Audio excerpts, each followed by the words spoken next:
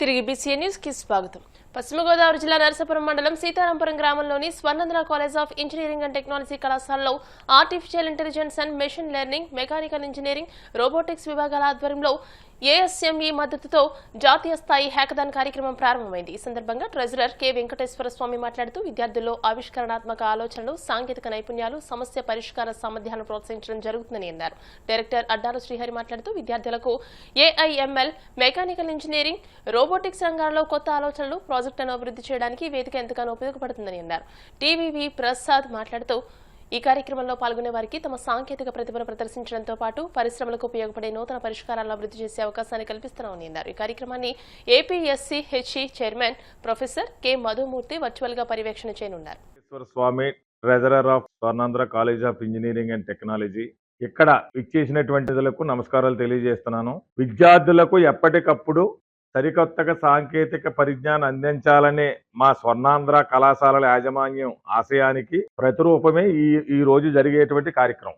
అంతర్జాతీయ ఖ్యాతి గడించినటువంటి American society of mechanical engineers అంటే ఏఎస్ఎంఈ సంస్థతో కలిసిన డిజైన్ టు బిల్డ్ ఛాలెంజ్ అనే ఈ 24 గంటల జాతీయ స్థాయి హ్యాకథాన్ మా క్యాంపస్ లో నిర్వహించడం మాకు చాలా హ్యాపీగా, గర్వంగా ఉంది. మాకు Swarnandhra college of engineering and technology media మిత్రులకు నమస్కారం.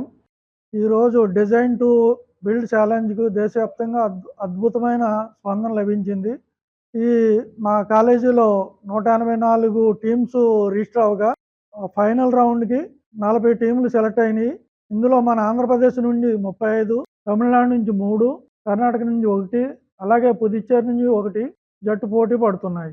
ఈ రోజు ఉదయం 10 గంటలకు ఈ హ్యాకథాన్ ఘనంగా ప్రారంభమైంది. రేపు ఉదయం వరకు ఏకరీతిన 24 గంటల పాటు విద్యార్థులు తమ ప్రాజెక్టు నిర్విరామంగా పనిచేస్తాయి. ఇంతటి జాతీయ స్థాయి పోటీకి మన కళాశాల వేదిక అవడం సంతోషకరం.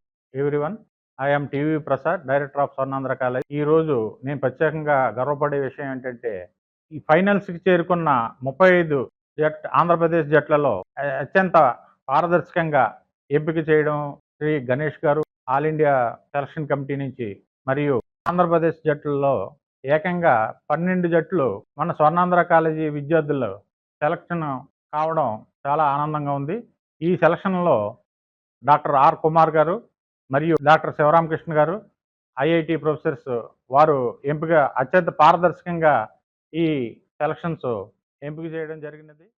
నెల్లూరు జిల్లా గూడూరు మండలం పాలిచర్ల గ్రామంలోని శ్రీ భీమలింగేశ్వర స్వామి దేవస్థానంలో మాస శివరాత్రి సందర్భంగా ప్రత్యేక పూజలు నిర్వహించారు. విఘ్నేశ్వర స్వామి, మహాశివునికి, నందీశ్వరునికి పాలు, పెరుగు, నెయ్యి, పంచామృతం, సుగంధ ద్రవ్యాలతో అభిషేకం ఘనంగా నిర్వహించారు. మట్టం మురళి, శ్రావణి కుటుంబ సభ్యులు ఉభయకర్తలుగా వ్యవహరించారు. భక్తులు పూజా కార్యక్రమంలో పాల్గొని తీర్థప్రసాదాలు స్వీకరించారు.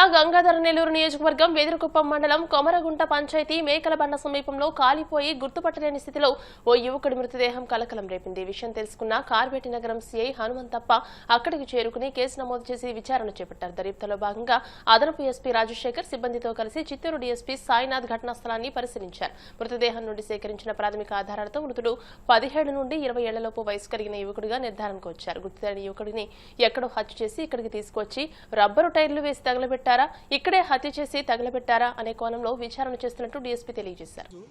వెదురుకుప్పం పిఎస్ పరిధిలో బందార్లపల్లి పొలకవారపల్లి కండ్రిగా విలేజ్ రోడ్డుకి ఉత్తర వైపున వెంకట సుబ్బయ్య అని వారి రోజుల పరిస్థితిలో ఉంది.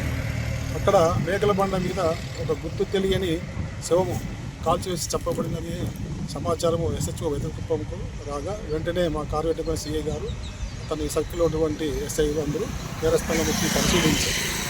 Chittoor DSP Nagari incharge DSP నాకు తర్వాత మా ఓఎస్డి రాజశేఖర రాజుకు తెలియపరచడంతో నేను తర్వాత మా ఓఎస్డి గారు రాజశేఖర రాజు గారు అందరూ నేరస్థలంని పరిశీలించడంలో మాకు తెలిసిన విషయాలు ఏమంటే బాడీ సుమారు ఏజ్డ్ అబౌట్ 18-20 ఇయర్స్ అందాజుగా అనుకున్నాము.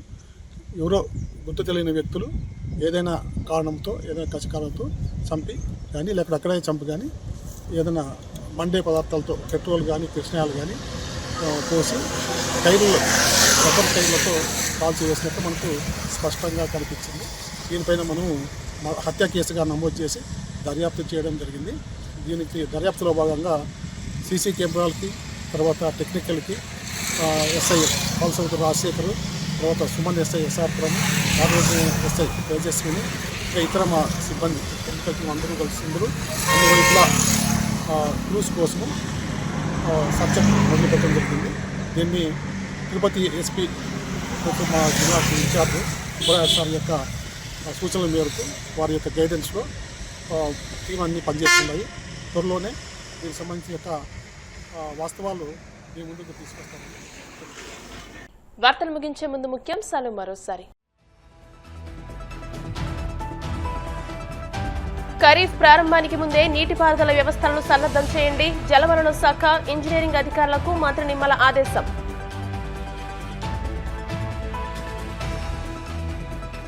జువ్వలదిన్నె ఫిషింగ్ హార్బర్ మత్స్యకారులకు ఎంతో మేలు చేస్తుందన్న మంత్రి కొల్లు రవీంద్ర. ఈ ప్రాజెక్టు ద్వారా సుమారు 2,500 కోట్ల పెట్టుబడులు రానున్నాయని వెల్లడి.